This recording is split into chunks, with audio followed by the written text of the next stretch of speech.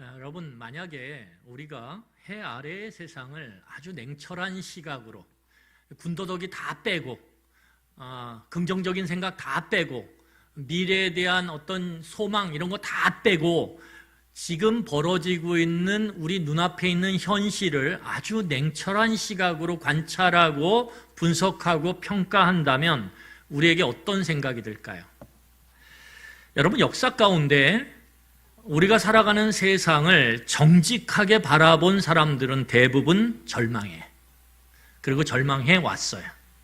왜냐하면 우리가 살아가는 세상이 여러 커플이 이렇게 덮여 있는데 그 커플들을 하나씩 하나씩 거둬내면, 그러니까 눈에 보이는 건 너무 좋은 것 같아요.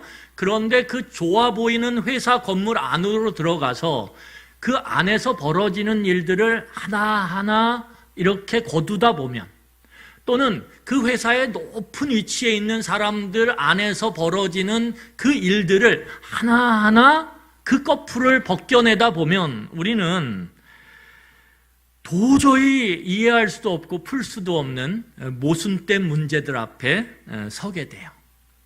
이 세상에 모순이 얼마나 많은지 몰라요. 정직한 사람들이 그 정직한 대가를 얻지 못하고 오히려 손해를 보고 오히려 더 힘든 상황으로 처하는 그런 일들이 얼마나 많은지 몰라요. 열심히 일한 사람들이 그 열심히 일한 대가를 받기는커녕 오히려 사기를 당하고 뒤통수를 맞는다라고 하는 시쳇말로, 그래서 많은 것들을 잃어버리고 인생을 자포자기하는 사람들이 이 세상에 얼마나 많은지 몰라요. 여러분, 그래서 이 한 커플 한 커플 세상에 그 덮여져 있는 커플들을 벗겨내면 벗겨낼수록 그 안에 가득한 모순의 문제들을 발견하고 우리는 소망을 잃어버려요. 그래서 여러분, 세상을 정직하게 바라보는 사람, 세상을 냉철하게 관찰하고 분석하는 사람일수록 소망을 갖지 않습니다. 염세적으로 흐르게 돼 있어요. 회의적으로 흐르게 돼 있어요. 절망의 생각들, 절망의 철학들을 하게 돼 있어요.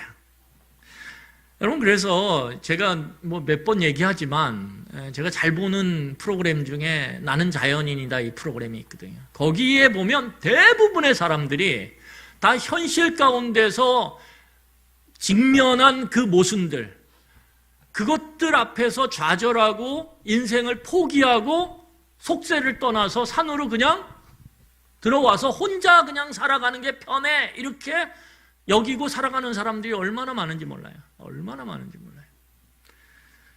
제가 그것들을 볼 때마다 의문이 들어요. 저렇게 계속 들어가면. 그래서 그 사람들 중에 인터뷰를 하다 보면 이런 사람이 있어요. 예전에 그 프로그램을 보고 자기도 몇 년 후에 들어갈 생각을 하고 준비하다가 들어왔다고. 제가 그래서 이 프로그램이 좋은 프로그램인지 나쁜 프로그램인지 잘 모르겠어요. 왜냐하면 점점 우리나라 산에 사람들이 안 사는 골짜기가 없을 것 같아요. 다 들어가 있어서. 제가 들어갈까 생각을 했는데 나중에는 들어갈 데가 없어가지고 못 들어가지 않을까 이런 생각도 해요. 여러분, 그래서 해 아래에 세상을 정면으로 직면하는 사람일수록 현실을 어떻게 사냐면 대충 살아요. 대충 좋은 게 좋은 거지. 왜? 자기가 그 모순덩어리인 현실을 직면하고 부딪히며 바꿔보려고 그랬는데 그게 안 되거든요. 안 되니까 어떻게 하냐면 그냥 자포자기 하죠. 그리고 대충 좋은 게 좋은 거야 하면서 살아가요. 그래서 여러분, 한때 이 1980년대 군사정부 때 그 모순된 정치인들의 모습을 바꾸어 보려고, 나라의 이 불의함을 바꾸어 보려고, 그래서 사회의 정의를 한번 실현해 보려고 열심히 운동했던 대학생들이 있어요. 청년들이 있어요. 그런데 그 청년들이 부딪히면서 어떤 걸 많이 느꼈냐면, 이거는 바위에 계란치기구나. 그러면서 많은 청년들이 현실로 돌아섰어요. 그리고 열심히 그 삶의 전선으로 뛰어들어서 누구보다도 더 어떻게 해요? 돈 버는 데 집중했어요. 뭐 그렇게 현실을 그냥 예민하게 바라보며 살 필요 없어. 대충 좋은 게 좋은 거지. 돈 벌며 나도 떵떵거리며 사는 게 괜찮은 거지, 그렇게 여기며 많은 사람들이, 많은 청년들이 돌아섰다라는 거예요.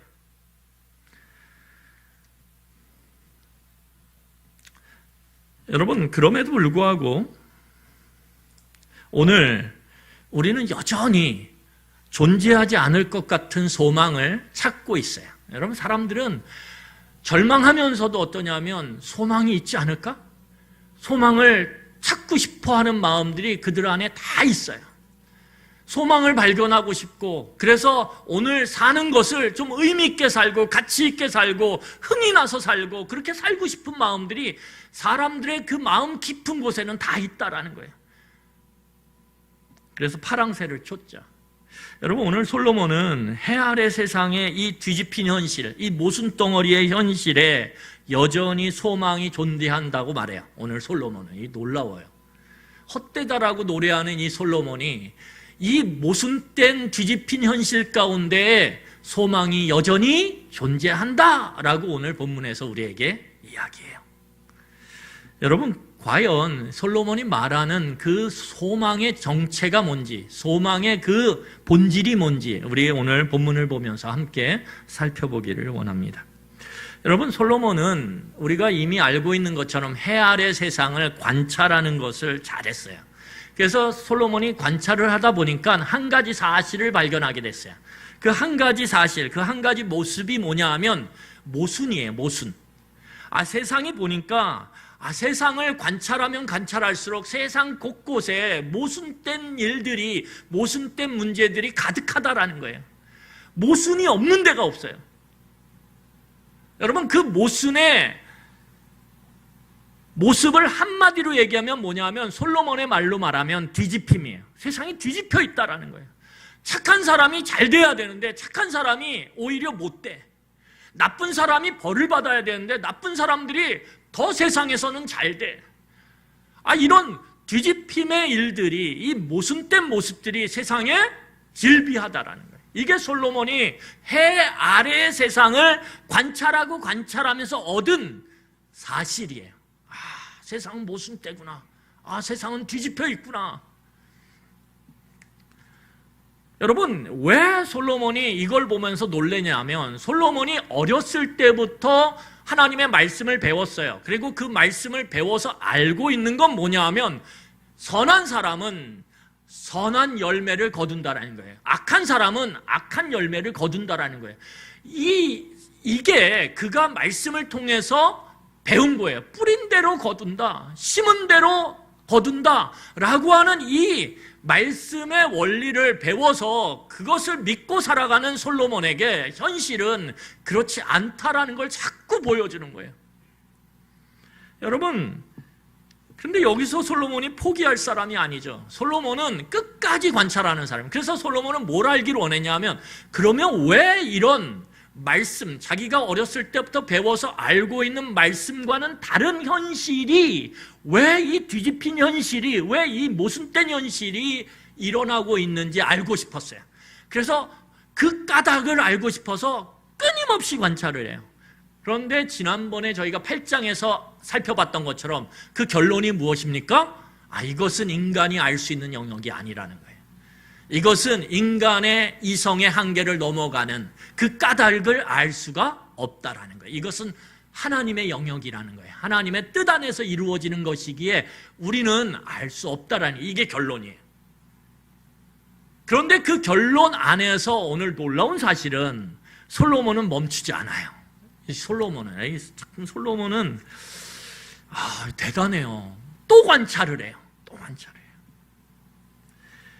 여러분, 이 지점이 되게 중요해요. 계속 관찰하고 고민하는 거예요. 여러분, 성도들에게 있어서 중요한 것이 뭐냐면 해 아래 세상을 만드신 분이 하나님이에요. 그러면 우리는 하나님의 그 뜻 안에서 일어나고 있는 이 현실을 그냥 무의미하게 그냥 지나치면 안 돼요. 우리는 끊임없이 말씀을 배우고 그 말씀을 통해서 현실을 보며 고민해야 돼요. 현실을 보면서 질문해야 돼요. 왜 그런지, 왜 하나님이 이렇게 일하시는지, 왜 이렇게 행하고 계신지 물어야 돼요. 물으면서 어떻게 합니까? 계속 질문을 던지며 하나님의 답을 구해야 돼요. 여러분, 그럴 때 이 의심하는 신앙이 굉장히 중요해요. 여러분, 그냥 은혜지 뭐, 다 믿고 그냥 믿는 거야 그냥. 아니요, 그 사람 믿음 없는 사람이에요. 정말 믿음이 있는 사람이면 하나님 저 믿는데 왜 내 삶의 현실, 내 삶의 주위에 이런 일들이 벌어지죠? 저 믿음 있는데 하나님이 이 세상을 창조하시고 이 세상을 다스리는 걸 저는 지금 믿고 있는데 왜 내 눈앞에 이런 뒤집힘의 현실, 모순의 현실이 벌어지고 있죠? 내 삶 가운데 왜 이해되지 않는 이런 일들이 일어나죠? 하나님 알고 싶어요. 여러분, 끊임없이 하나님께 물어야 돼요. 그리고 기도하고 말씀을 찾고 그리고 열심히 책들을 봐야 돼요. 그러면서 의심하는 신앙을 가질 때 우리는 그 문제가 어느 시점에서 이해되고 풀리고 그것이 해결되는 것들을 경험하게 돼요. 그럴 때 우리의 믿음이 더 견고해지는 거예요.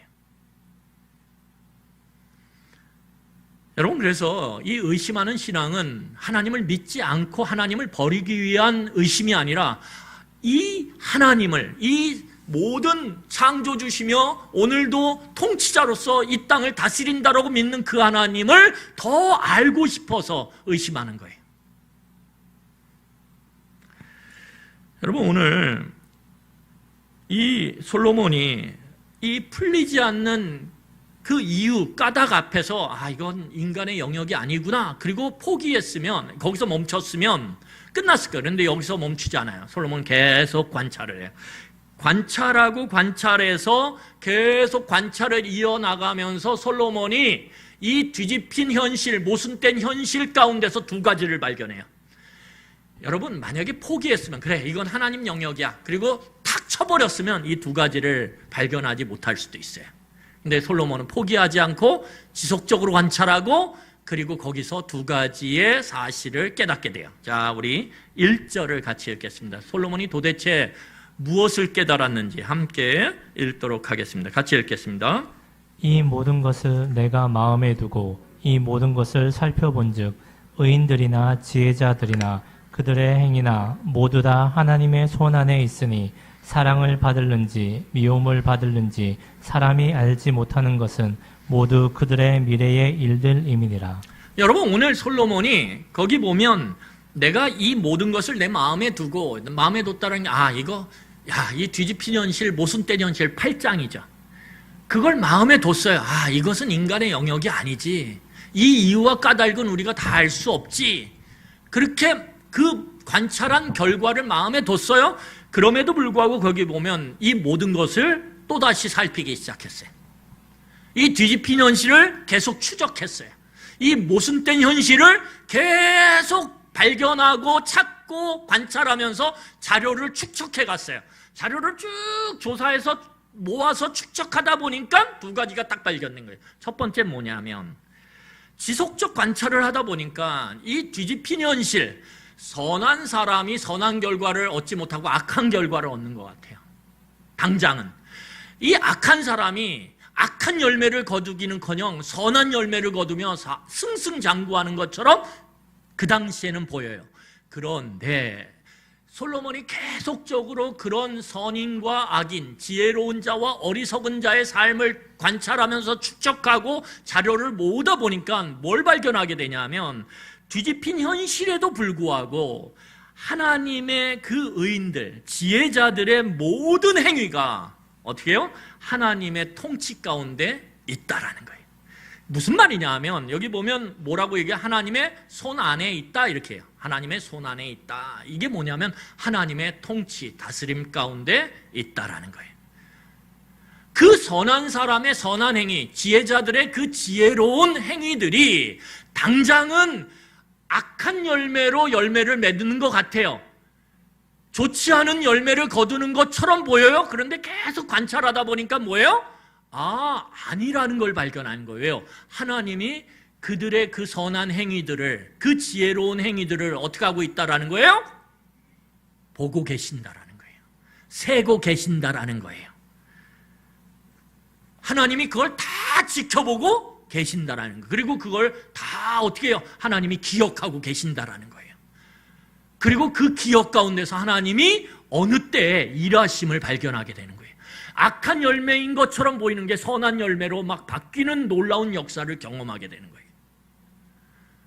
악인들이 거뒀던 그 선한 열매들이 어느 순간인가 그 사람을 멸망으로 이끄는 악한 열매로 바뀌어버리는 것들을 보게 되는 거예요. 그러면서 이 솔로몬이 갖게 되는 마음이 뭐냐면, 하나님이 의인들과 지혜자들의 그 선하고 지혜로운 행위들을 기억하고 계시고 세고 계시고 보고 계시는구나. 그렇게 깨닫게 된 거죠. 여러분, 그래서 우리가 살아가면서 하나님, 내가 이렇게 하나님 앞에 헌신하고 말씀대로 사는데 왜 내 삶이 이러죠? 여러분, 여기서 실망하면 안 돼요. 왜요? 이 솔로몬이 발견한 게 뭐냐면 하나님이 그 가운데서도 보고 계시고 세고 계시고 기억하고 계시더라는 거예요. 그리고 어느 때에 그것들의 성질을 바꿔버린다라는 거예요. 그게 솔로몬이 발견한 거예요. 와, 여기에 소망이 있구나. 또 하나는 무엇이냐 하면 오늘 본문을 보니까 이 솔로몬이 지속적으로 관찰을 해보니까 이 뒤집힌 현실이, 당장에 뒤집힌 그 현실, 왜 이런 일이 벌어지지, 왜 이런 모순된 일들이 벌어지지 하는 그것이 뭐예요? 최종적인 게 아니었다라는 거예요. 최종적인 게 아니었다라는 거예요. 지금 제가 앞에서 말했던 것처럼 하나님의 손 안에서 그것이 바뀌어짐을 보게 됐다라는 거예요. 여러분, 솔로몬은 하나님의 다스림 가운데 놓인 인생에 대한 최종적 평가, 최종적 판단을 현재 시점에서, 지금 뒤집힌 그 시점에서, 지금 모순이 일어난 그 시점에서는 최종적인 판단이나 최종적인 결과를 알 수 없다라는 사실을 깨닫게 돼요. 나 이게 끝나고, 하나님 계시는 거야 도대체? 지금 이런 일이 저렇게 신실한 사람의 삶 가운데 일어나는데 하나님 도대체 어디 계시는 거야? 내가 믿는 하나님 도대체 뭐 하시는 거야? 하나님이 있다라는 게 진짜 사실이야? 이렇게 의심하는데, 아니요, 나중에 가보니까 어떻게 돼요? 그게 하나님의 손 안에서 뒤집히는 그런 놀라운 사실을 보게 됐다라는 거예요. 하나님이 지금 일하고 계시는구나. 지금 당장은 모순된 것 같지만, 뒤집혀 있는 것 같지만 하나님은 그 가운데서 일하고 계시는구나 라는 걸 발견했다는 거예요. 그래서 당장 지금 보이는 걸 갖고 하나님이 부재하다, 하나님이 없다, 하나님이 일하지 않는다 라고 평가해서는 안 된다라는 거예요. 안 된다라는 거예요. 여러분, 왜냐하면 사람은 하나님의 이 통치, 하나님의 다스림 가운데 일어나는 미래의 일을 알 수 있어요? 없어요? 알 수 없어요. 이게 어떻게 이 성질이 악한 것에서, 나쁜 것에서 좋은 걸로, 선한 걸로 바뀔지 사람은 몰라요. 내가 지금 병이 걸렸어요. 하나님, 난 신실하게 하나님을 믿고 신뢰했는데 왜 내게 이런 병이 걸렸습니까? 하나님, 여러분, 하나님 도대체 계신 거예요? 하나님 도대체 나를 사랑하시는 거예요? 난 미워하시는 거 아니에요? 나 왜 나만 미워해요? 왜? 이렇게 우리가 질문을 던져요. 그러면서 우리가 하나님을 원망해요. 그런데 솔로몬이 이야기하는 게 뭐냐면, 그 뒤집힌 현실 가운데도 하나님은 일하고 계시다라는 거예요. 하나님 손 안에 우리의 삶이 있다라는 거예요. 그리고 그것이 어느 시점인가 그것이 선한 열매로 뒤집힌다라는 거예요. 이게 솔로몬이 발견한 거예요. 그렇구나. 우리가 그걸 몰랐네. 미래에 그런 뒤집히는 일들이 다시 원래대로 선한 열매를 거두는 모습으로 바뀌는 걸 몰랐네. 이게 솔로몬이 발견한 거라는 거예요. 그러니까 함부로 지금 뒤집힌 지금 우리가 하나님을 평가하거나 판단하면 안 되는구나. 이것이 솔로몬이 알게 된 사실이라는 거예요. 여러분, 현재의 뒤집힘은 하나님의 통치와 다스림 가운데서 미래에 어떻게 변할지 아무도 몰라요. 오늘 거기 보면 미래의 일이기 때문에 아무도 알지 못한다 이렇게 선언하는 거예요. 그래서 여러분, 그러면 이 같은 하나님의 다스림 가운데 일어나는 변화가 있어요. 그 놀라운 변화가 모든 사람에게 임하는 이 공통적인 세 가지의 사건을 통해서 그 세 가지의 일들 가운데서, 사건 가운데서 일어나요. 이 변화들이. 이 놀라운 이 뒤집힌 모순의 현실이 다시 회복되는 하나님의 놀라운 통치의 이 변화가 우리 인생에서 모든 사람들이 경험하는 세 가지 사건을 통해서 그 세 가지 사건 가운데서 일어나는데 그게 뭔지 우리 한번 보도록 하겠습니다. 2절입니다. 모든 사람에게 공통적으로 임하는 사건이 뭔지 우리 2절 같이 읽겠습니다. 모든 사람에게 임하는 그 모든 것이 일반이라. 의인과 악인, 선한 자와 깨끗한 자와 깨끗하지 아니한 자, 제사를 드리는 자와 제사를 드리지 아니하는 자에게 일어나는 일들이 모두 일반이니 선인과 죄인, 맹세하는 자와 맹세하기를 두려워하는 자가 일반이로다. 거기 보면 3절에 마지막으로 이렇게 얘기해요. 모든 사람의 결국은 일반이라. 그래서 여기서 많이 나오는 단어가 무엇입니까? 일반이라 이거예요. 모든 사람에게 일반적인 일들이 벌어지고 결국에는 또 똑같은 일을 모든 사람이 당하게 된다 이렇게 얘기하죠. 그러면 여기서 모든 사람에게 임하는 공통된 사건 세 가지가 뭐냐? 모든 사람에게, 이 땅에 태어난 모든 사람에게 임하는 세 가지 사건이 뭐예요? 늙고 병들어서 죽는 거예요. 생로병사죠. 이 땅에 태어난 모든 사람들은 다 늙어가요. 그리고 그 늙음 가운데서 기력이 쇠하여지면 어떻게 되죠? 병들죠. 병들어서 어떻게 됩니까? 죽어요. 이게 보니까 모든 사람이 겪는 공통된 사건이라는 거예요. 그 사건 안에서 우리가 뒤집혔다라고 생각하는 우리의 현실이 이 늙어감과 병듦과 죽음 가운데서 바뀌어버린다라는 거예요. 그렇구나. 잘 나가는 줄 알았는데 저렇게 거짓말하고 저렇게 나쁜 짓 하면서도 재물을 저렇게 얻네. 저렇게 높아지네. 그런데 그 사람이 어느 순간 늙어가면서 큰 병에 탁 걸려서 어떻게 돼요? 그 모든 걸 써보지도 못하고 누려보지도 못하고 그냥 이 세상을 떠나는 거예요. 나는 하나님께 그 순간에 왜 악인이 저렇게 승승장구하냐고 이 뒤집힌 현실을 바라보며 하나님 도대체 계시냐고 하나님을 향해 하늘을 향해 막 욕했는데 어느 순간에 보니까 그 세 가지의 모든 사람에게 임하는 늙고 병듦과 죽음의 이 사건 속에서 하나님께서 그 사람을 다루어 가시네. 최종적 판단은 하나님께서 그 사람에게 심은 대로 갚아주셨구나 이걸 깨닫게 되는 거예요.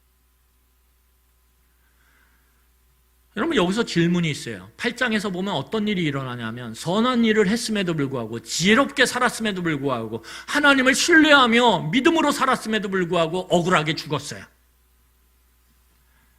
그러면 이 사람들은 도대체 뭐냐 이거죠. 여러분 그럴 때 이 솔로몬이 발견한 게 뭐냐면 이 늙음과 병듦과 죽음이라고 하는 이 세 가지의 사건, 공통적으로 임하는 세 사건 속에서도 그 죽음 이후에 하나님께서 그 사람의 그것들을 어떻게 해요? 최종적으로 판단하시는 분인데 그 판단하시는 분이 1절에 보면 뭐라고 얘기해요? 사랑을 받을는지 미움을 받을는지 모른다 그랬죠. 그런데 죽음 이후에 딱 보니까 뭐예요? 이 사람의 삶이 하나님이 사랑함으로 받으시는 사랑을 받는 삶이라는 게 느껴지는 거예요. 쉽게 말하면 억울하게 죽은 것 같아도 그 죽음 이유가 끝이 아니라 어떻게 돼요? 하나님께서 그것을 갚아주신다라고 하는 것이 느껴지고 믿어진다라는 거예요. 자, 그래서 오늘 본문을 보면 이 솔로몬이 왜 그런 생각을 하냐면 이 세 가지 사건을 거치는 과정 중에서 일어나는 굉장히 악한 일을 보게 돼요.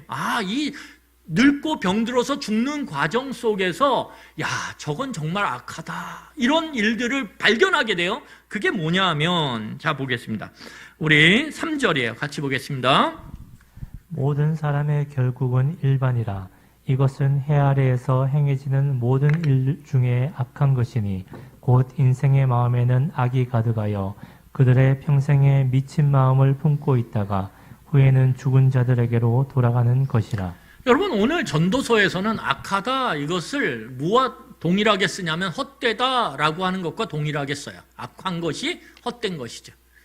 여러분 헛되다라는 게 무엇입니까? 헤벨이라고 그랬죠. 숨이나 연기처럼 뭔가 있는 것 같은데 이내 사라져버려요. 잠깐 있다 사라져버려요.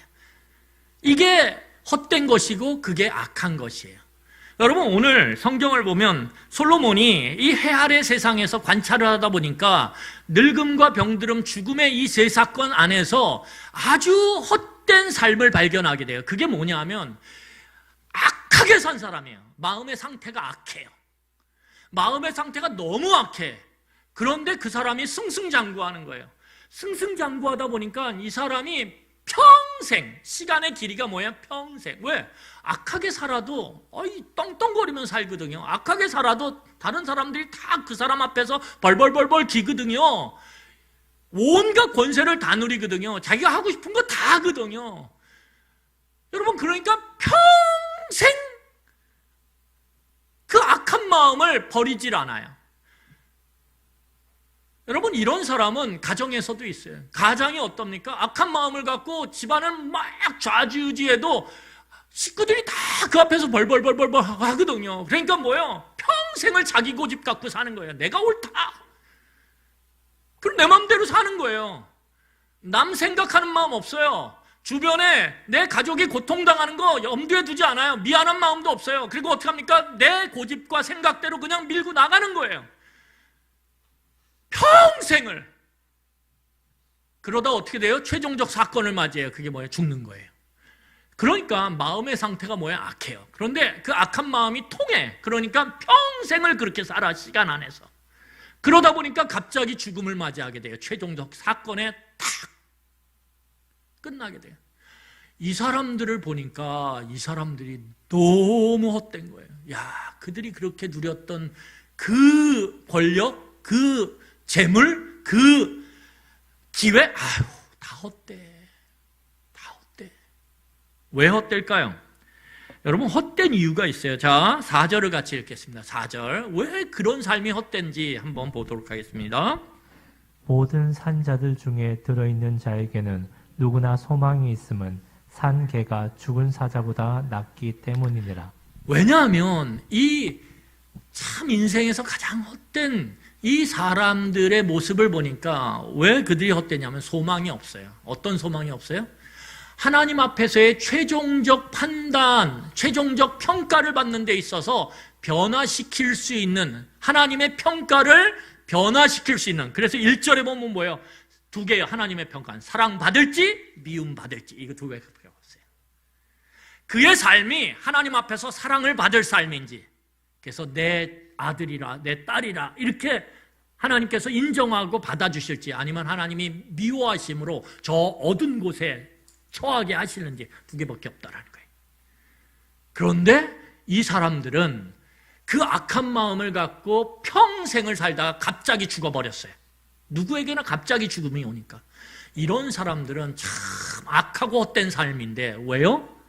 하나님 앞에서의 평가가 뭐예요? 바꿀 수가 없다라는 거예요. 평가를.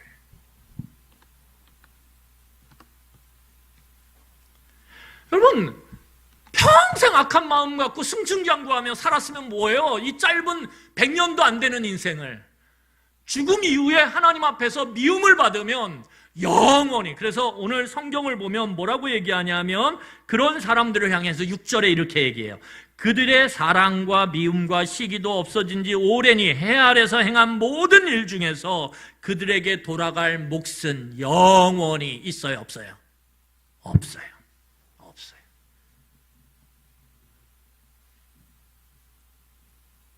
여러분, 그래서 솔로몬이 오늘 유명한 속담을 하나 인용을 해요. 그 속담이 무엇입니까? 산 개가 죽은 사자보다 낫다라는 거예요. 여러분, 유대 사회에서 개는 들개, 우리처럼 애완용 개가 없어요. 유대 사회에는 다 개는 들개예요. 그래서 개는 부정한 짐승 중에 대표적인 짐승이에요.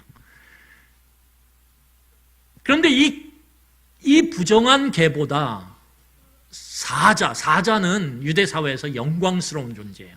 왕을 상징하죠. 왕을 상징해요. 그래서 나니아 연대기에 보면 나니아 연대기라고 하는 판타지 소설이 있어요. 그걸 이제 뭐 영화로도 만들어서 나니아 연대기 이렇게 나왔는데, 거기에 보면 이게 이제 하나님의 역사를 상징적으로 글로 쓴 그런 내용인데 거기에 보면 마지막에 사자가 나타나요. 그 사자가 이제 영광스러운 존재거든요. 이 사자. 그래서 유대 사회에서 사자는 굉장히 영광스러운 왕을 상징해요. 그런데 오늘 성경을 보니까 솔로몬은 뭐라 그러냐면 부정한 그 개, 그렇지만 살아있는 개가 영광스러운 왕과 같은 존재지만 죽은 그 왕과 같은 존재보다 낫다라는 거예요. 여러분, 이 개와 이 사자는 비교를 할 수도 없는 존재예요. 그런데 이게 만약에 개가 살아있고 이 사자가 죽어있다 그러면 이야기가 달라져요. 왜냐하면 살아있는 부정한 개는 살아있기 때문에 바뀔 가능성이 있어요, 없어요? 대답을 하셔야 되는데 있어요. 그런데 영광스러운 존재 같은 왕이라 할지라도 죽었으면 바뀔 기회가 있어요, 없어요? 없다라는 거예요. 여러분, 제가 볼 때 솔로몬은 아마 두 사람을 염두에 둘 수 있어요. 산개 같은 그런 인생을 살았던 사람이 누구예요? 자기 아버지거든요, 다윗. 개처럼 어떻게 해요? 유대 사회로부터 쫓겨나서 맨 돌팔매질을 당했어요. 쉽게 말하면 사울이 이 아버지 다윗을 잡으려고 어떻게 합니까? 창을 갖고 다니면서 죽이려고 쫓아다녔어요. 창들이 휙휙 날아. 영화로 치면 창들 돌들이 막 날아오는 인생을 산 게 이 개 같은 인생, 개 같은 인생을 산 다윗이에요. 다윗은 맨날 돌팔매질 당하고 피해 다녔어요. 동굴에 숨고 바위 밑에 숨고 자기 나라임에도 불구하고 유대 땅을 들어오질 못했어요. 그런데 이 다윗은 어떤 개예요? 산개란 말이에요. 산개.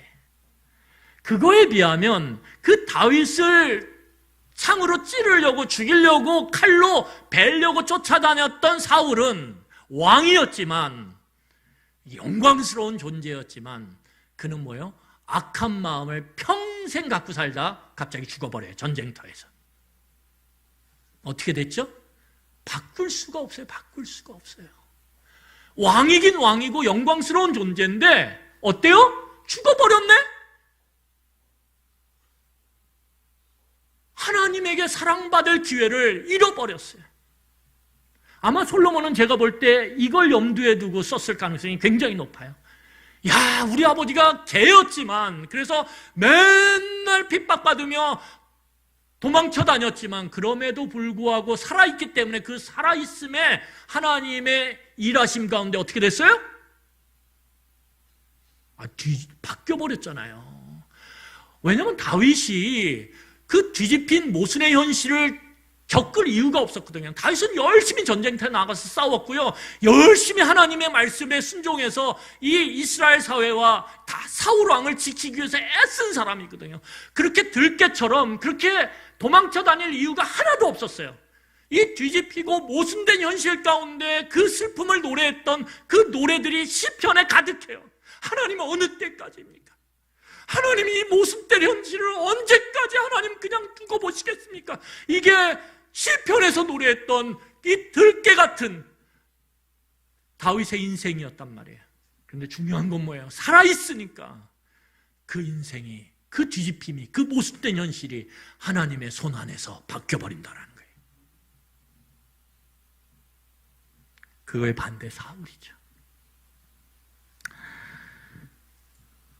여러분, 그러면 어떻게 하면 우리가 소망의 존재, 변화의 존재가 될 수 있을까요? 다시 말해서 어떻게 하면 이 모순된 현실을 벗어나서 모순된 이 현실, 이 뒤집힌 현실을 벗어나서 하나님의 그 다스리심이 온전히 내 안에 아름다운 열매로, 선한 열매로 우리 삶에 열매 맺을 수 있을까요? 아니, 최종적 평가 가운데서 우리가 다 죽어가는 존재인데 그 죽음의 존재 가운데서, 죽음 가운데서 어떻게 하나님의 그 최종적 평가와 판단 가운데 사랑받는 자로 그렇게 우리가 설 수 있을까요? 오늘 5절과 6절이 그 비결을 이야기합니다. 자, 5절과 6절 같이 읽겠습니다. 산 자들은 죽을 줄을 알되 죽은 자들은 아무것도 모르며 그들이 다시는 상을 받지 못하는 것은 그들의 이름이 잊어버린 바 됨이니라. 여러분, 그들의 사랑과 미움과 시기도 없어진 지 오래이니 해 아래에서 행하는 모든 일 중에서 그들에게 돌아갈 몫은 영원히 없느니라. 여러분, 살아있는 모든 인생 가운데 이 세 가지 사건, 늙고 병들어서 죽는 이것을 통해서 이러한 변화를 모든 사람이 다 경험하는 건 아니에요. 그렇지 않아요. 사울이 그랬잖아요. 그 삶은 참 악한 삶이고 헛된 삶이에요. 참 헛되게 살다가 간 거예요.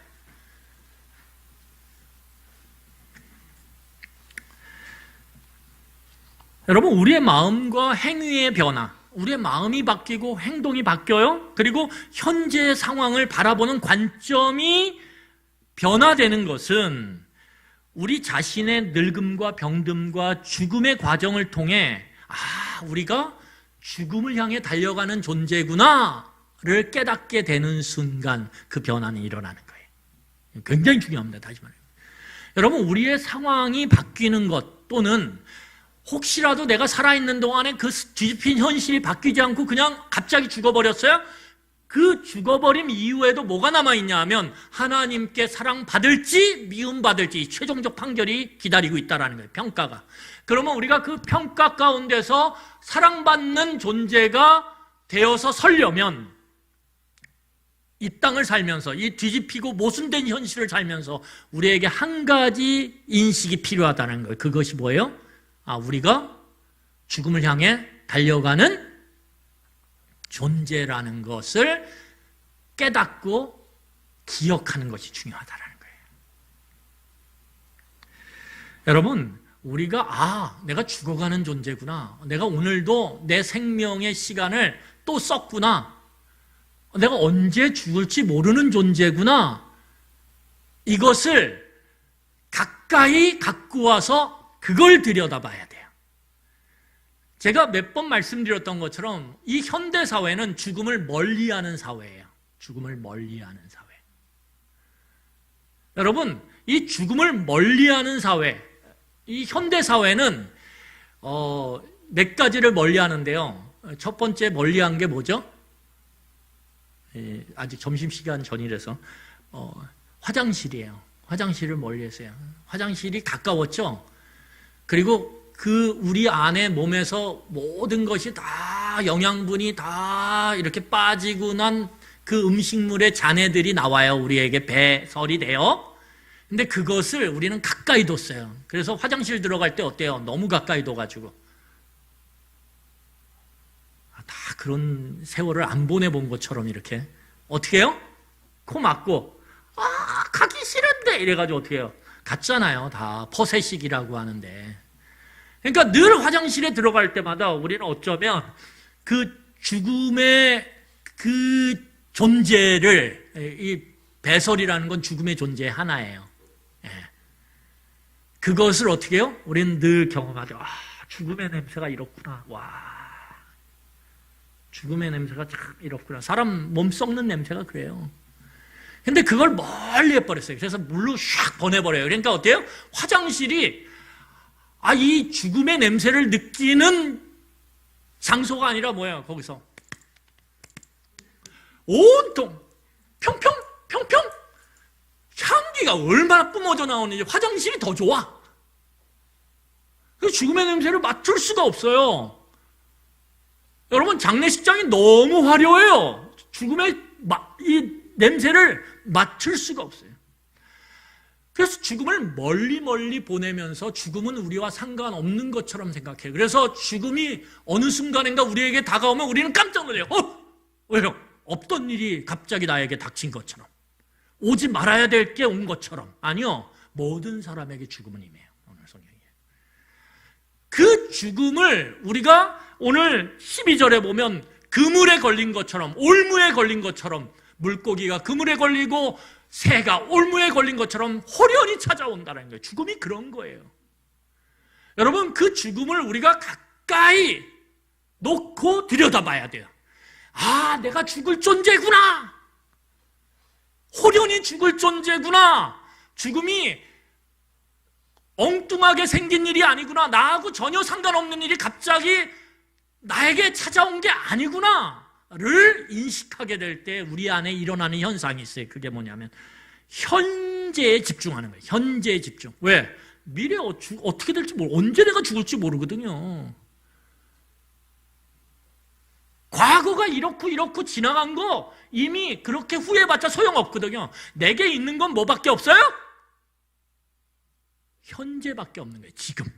그래서 죽음을 깊이 들여다보면서 인식하는 사람들은 지금 현재에 집중하게 돼 있어요.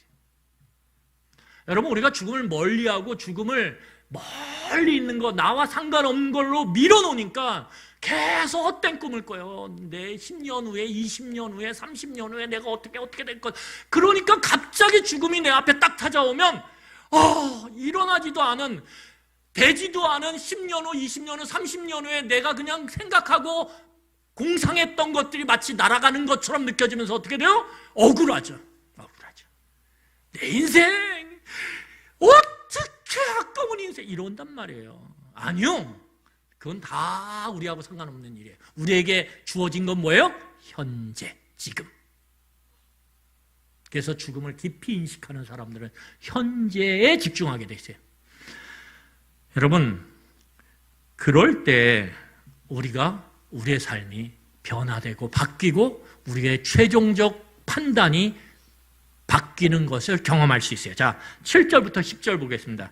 현재에 집중하게 될 때, 우리가 죽음을 인식하고 현재에 집중하게 될 때 우리의 삶에 어떤 변화가 일어나는지 우리 7절부터 10절 쭉 한번 읽어보도록 하겠습니다. 같이 읽겠습니다.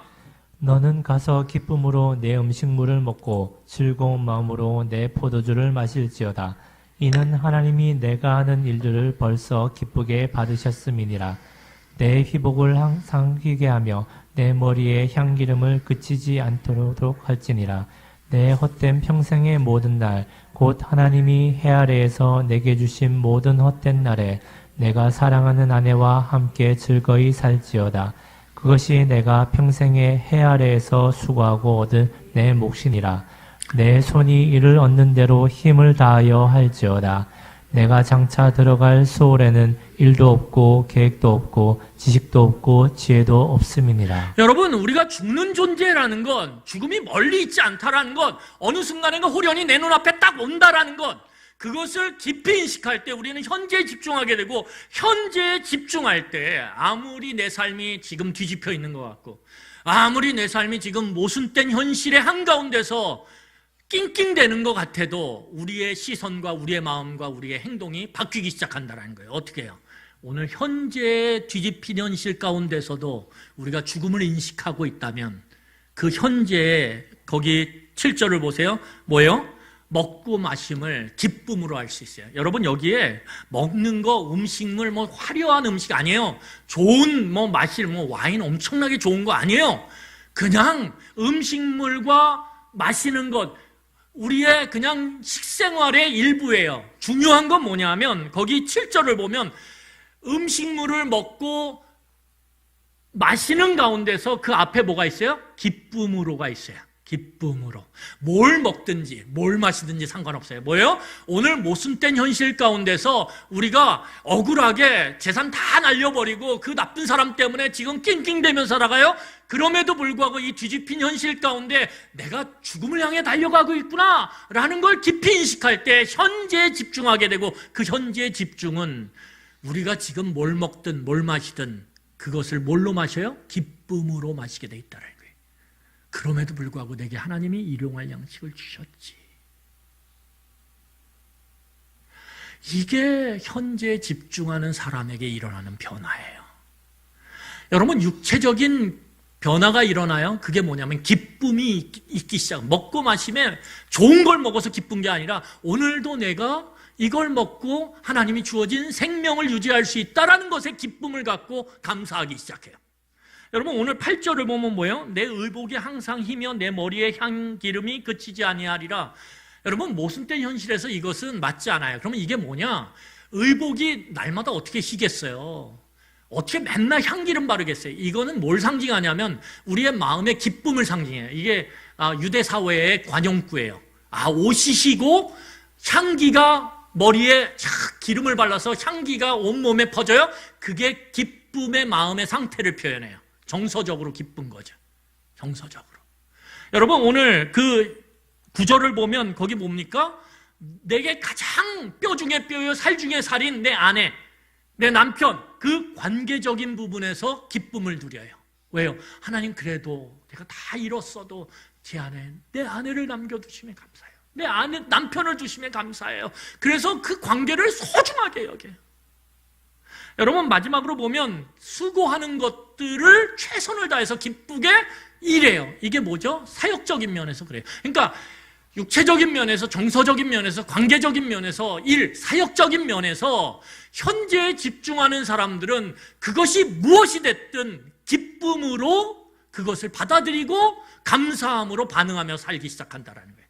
이게 뒤집힌 현실 가운데서도 죽음을 인식함으로 현재를 소중하게 여기는 사람들의 모습이라는 거예요. 여러분 그럴 때 어떤 변화가 일어납니까? 11절과 12절이에요. 자, 11절 12절 읽고 말씀을 마치겠습니다. 11절 12절 큰 목소리를 같이 읽겠습니다. 내가 다시 해 아래에서 보니 빠른 경주자들이라고 선착하는 것이 아니며 용사들이라고 전쟁에 승리하는 것이 아니며 지혜자들이라고 음식물을 먹는 것도 아니며 명철한 자들이라고 재물을 얻는 것도 아니며 지식인들이라고 은총을 입는 것이 아니니 이는 시기와 기회는 그들 모두에게 임함이니라. 분명히 사람은 자기의 시기도 알지 못하나니 물고기들이 재난의 그물에 걸리고 새들이 올무에 걸림같이 인생들도 재앙의 날이 그들에게 호련히 임하면 거기에 걸리느니라. 여러분 거기 보면 뭐래요? 솔로몬이 다시 보니까, 다시 해 아래에서 계속 살펴보다 보니까 결국은 뭐예요? 바뀌었다라는 거예요. 야, 저 사람 저렇게 불의를 저지르면서 저렇게 빨리 가는데 저 사람이 다 얻을 것 같은데 아니요. 얻어요, 못 얻어요? 못 얻는다라는 거예요. 야, 저 사람이 저렇게 용사로서 전쟁에 승리할 것 같은데, 야, 저 사람이 다 얻어가질 것 같은데, 저 잔인한 사람이 다 얻을 것 같은데, 아니요, 그 사람이 못 얻어요. 바뀐다라는 거예요, 바뀐다라는 거예요. 그리고 호련히 찾아온 죽음 가운데서 하나님의 판단이 내려진다라는 거예요. 너는 사랑받을 자다, 너는 미움받을 자다. 말씀을 정리하겠습니다.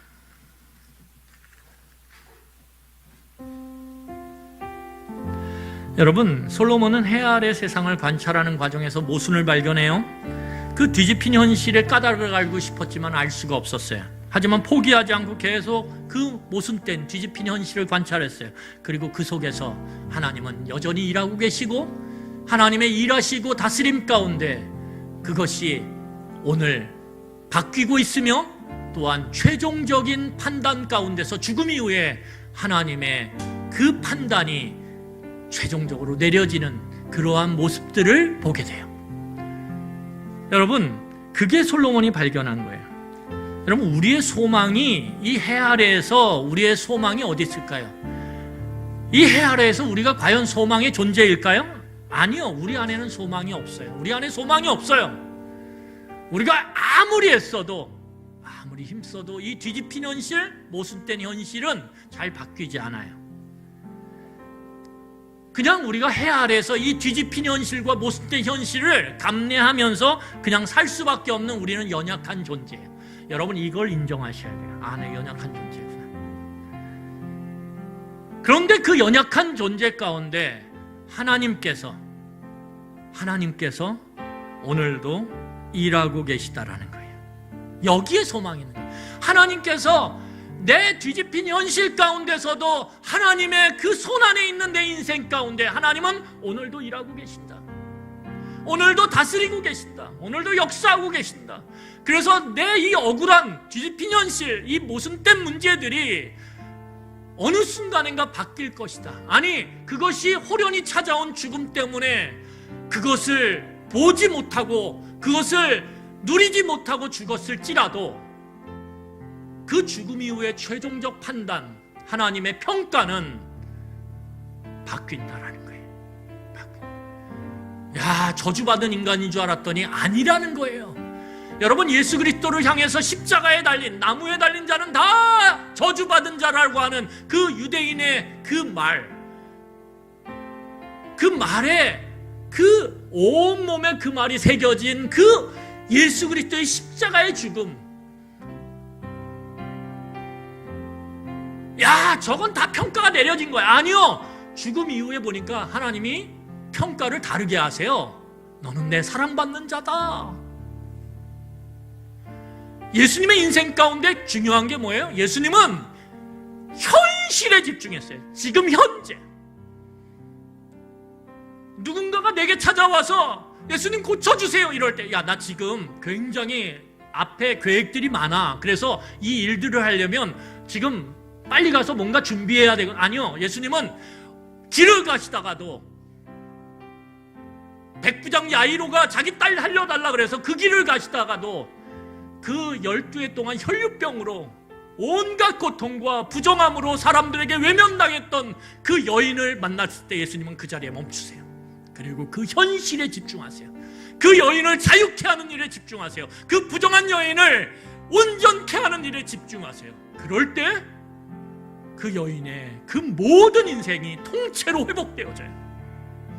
그리고 그 여인의 인생을 통해 믿음이 없는 자들이 믿음을 갖게 되는 놀라운 역사를 이루어 가세요.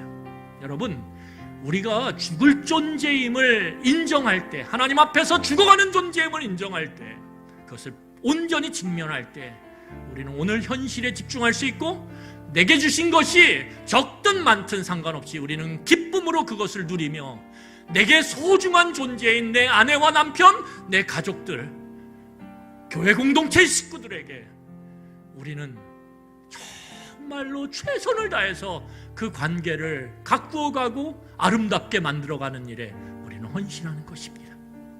그것이 우리의 그 뒤핀 현실과 모순된 현실을 바꾸어내는 거예요. 그것이 우리의 하나님 앞에서의 최종적 판단과 평가 앞에서 사랑받는 자로 하나님 앞에 그렇게 받아들여지는 것입니다. 여기에 소망이 있는 것입니다. 우리로부터 나오는 소망이 아니라 하나님으로부터 주어지는 그 소망, 그것이 우리의 소망임을 기억하며 오늘을 살아가시길 간절히 소원합니다. 여러분, 이 시간 우리 같이 말씀을 기억하시며 같이 기도하겠습니다. 기도하겠습니다.